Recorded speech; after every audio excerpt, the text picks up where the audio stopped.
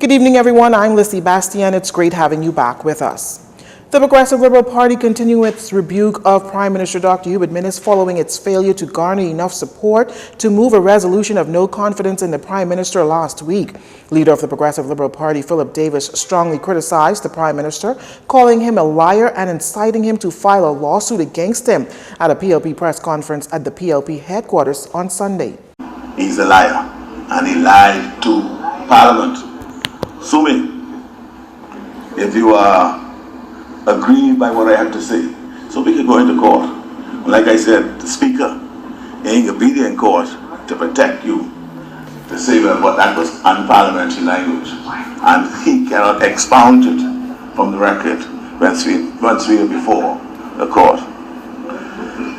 Because I say to the Prime Minister, you do have a case to answer, and until you do, your misconduct and corrupt behavior will always cast a dark cloud of illegitimacy over your administration. Mr. Davis also called out House Speaker Halston Moutry, saying he abused his power and the conventions of the Westminster system by not allowing him to wrap up the debate since he was the mover of the resolution. However, Mr. Davis praised Golden Isles Member of Parliament Vaughan Miller for resigning from the FNM to become an independent during the tabling of the resolution.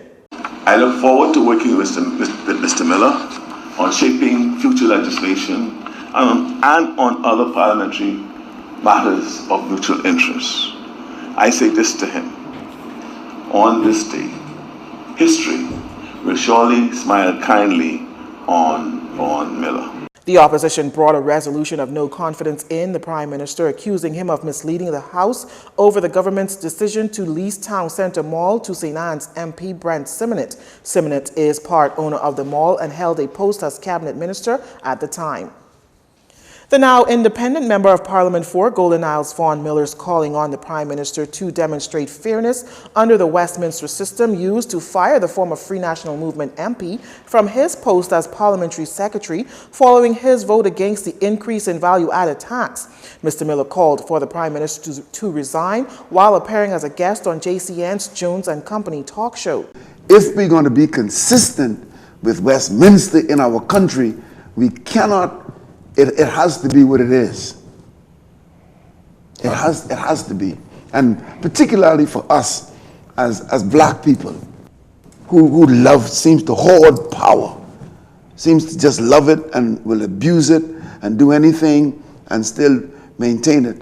I think to bring some integrity to the system, things like that need to happen. We need to be consistent. You can't invoke Westminster when you feel like it because there's someone you want to deal with or make an example out of, so I'll invoke it on them. And when other things happen that make what we did look like child's play, nothing happens, please.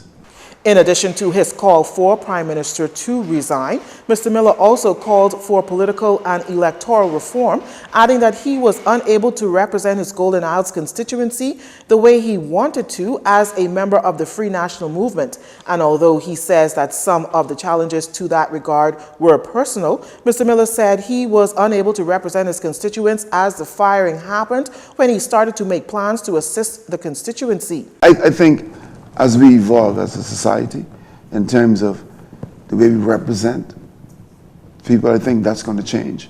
I think it has to come with leadership. You just have to make some bold decisions that when you bring real political and electoral reforms, it has to come from there. But the thing about it is it's just like when we change boundaries, okay? Everybody want to change boundaries in the last, how many elections? Everybody changed boundaries and nobody won. But everybody wishes to change boundaries. But at some point, at some time, it has to be introduced in terms of electoral and political reforms. It has to be introduced, and it has to change the dynamics of Bahamian politics as we know it. If political and electoral reform happens, Mr. Miller says, he hopes to be at the forefront.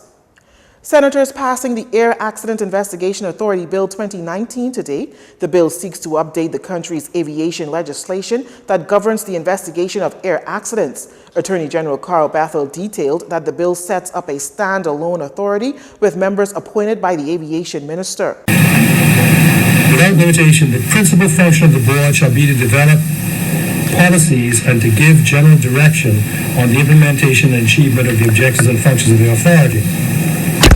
Now, the objectives of the authority are these set out in Section 4. The sole objective of the investigation of an aircraft accident or incident conducted under this Act shall be the prevention of accidents and incidents. 2. Investigations by the authority shall be conducted separate from investigations conducted for the purposes of establishing blame, civil or criminal liability. So the point is, the authority does not investigate an air accident or incident for the purpose of saying who is to blame or what is to blame. Opposition Senator JoBeth Colby Davis says she supports the bill, adding that she understands that the bill is necessary and in full compliance with the Chicago Convention. However, looking back on the plane crash of Byron Ferguson last November and another crash off Grand Key in Abaco back in July that took the life of billionaire Chris Klein, Mrs. Colby Davis explained her support is for an independent authority set up and staffed with necessary manpower to carry out the duties and functions in the most efficient way to avoid negligence. Madam President, I ask, will this investigator in charge have a unit of trained officers to perform search and rescue, i.e. from the police force, the defense force, etc., already assigned to him? Madam President, I'm trying to recreate in my mind a timeline of events. That's why my question is formatted as such. Following an SOS call to alert authorities of an aircraft accident, how soon should one expect a search and rescue mission to be activated for the purposes of bringing answers and relief to the concerned parties? Lastly, Madam President, throughout the bill, I see various sections refer to reporting requirements and confidentiality of reports. However, I just want to ensure that while we are investigating and reporting and preserving wreckage, we do not forget to provide updates and answers at the best time to the families and concerned parties. The bill was also accompanied by the Air Accident Investigation Authority Regulation 2019. You're watching JCN News. Stay with us. This segment of the news was brought to you by Alive.